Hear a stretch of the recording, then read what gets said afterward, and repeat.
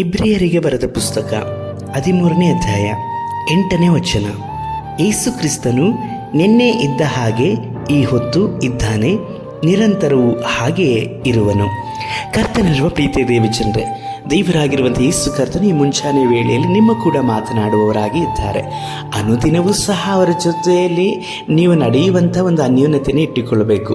ಯೇಸು ಕರ್ತನು ನನ್ನ ಜೊತೆಯಲ್ಲಿ ಮಾತನಾಡ್ತಾರೆ ಎಂಬುದಾಗಿ ನೀವು ಭಾವಿಸ್ತೀರಾ?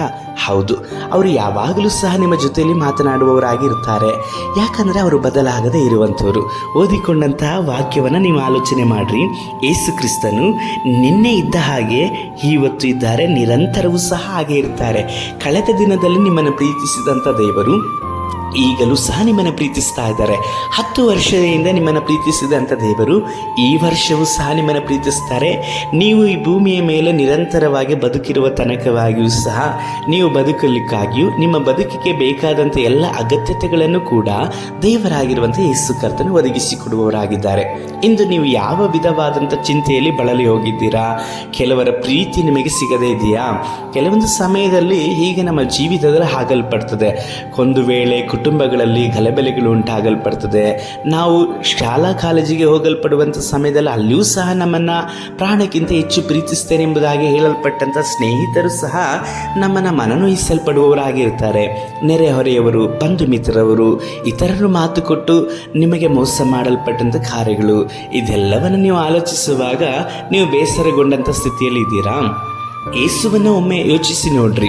ಅವರು ಸಹ ಈ ಭೂಮಿಯ ಮೇಲೆ ಇರುವಾಗ ಅನೇಕರು ಅವರ ಜೊತೆಯಲ್ಲಿ ಇದ್ದು ನಾನು ನಿಮ್ಮ ಜೊತೆಯಲ್ಲಿ ಇರುತ್ತೇನೆ ಎಂಬುದಾದಂಥ ಮಾತನ್ನು ಕೊಟ್ಟು ಅವರಿಗೆ ನಂಬಿಕೆಯನ್ನು ದ್ರೋಹ ಮಾಡಿದಂಥವರು ಕೂಡ ಇದ್ದರು. ಆದರೆ ಯೇಸು ಕರ್ತನು ಅವರಿಗೆ ಕೆಟ್ಟದ್ದೇನೂ ಸಹ ಮಾಡಲಿಲ್ಲ. ಅವರನ್ನು ಯಥಾರ್ಥವಾಗಿ ಪ್ರೀತಿಸಲ್ಪಟ್ಟರು. ಎಷ್ಟು ಬಾರಿ ಎಂಬುದಾಗಿ ನೋಡುವುದಾದರೆ, ಯೇಸುವನ್ನು ಹಿಡಿದುಕೊಡಲ್ಪಟ್ಟಂಥ ಇಸ್ಕರಿಯೋತ ಯೂದನು ಸಹ ಯೇಸು ಕರ್ತನನ್ನು ಮುದ್ದಿಟ್ಟು ಹಿಡಿದುಕೊಳ್ಳಲ್ಪಟ್ಟನು. ಯೇಸು ಕರ್ತನನ್ನು ಹಿಡಿದುಕೊಳ್ತಾ ಇದ್ದಾರೆ ಎಂಬುದಾಗಿ ಹೇಳಿ ಯೇಸುವಿಗೆ ಚೆನ್ನಾಗಿ ಗೊತ್ತು. ಆದರೂ ಸಹ ಯೂದನು ಯೇಸು ಕರ್ತನಿಗೆ ಮುದ್ದಿಟ್ಟು ಹಿಡಿದುಕೊಳ್ಳುವಂಥ ಸಮಯದಲ್ಲಿ ಕೋಪಿಸಿಕೊಂಡು ಅವರನ್ನು ತಳ್ಳಿಬಿಡಲಿಲ್ಲ.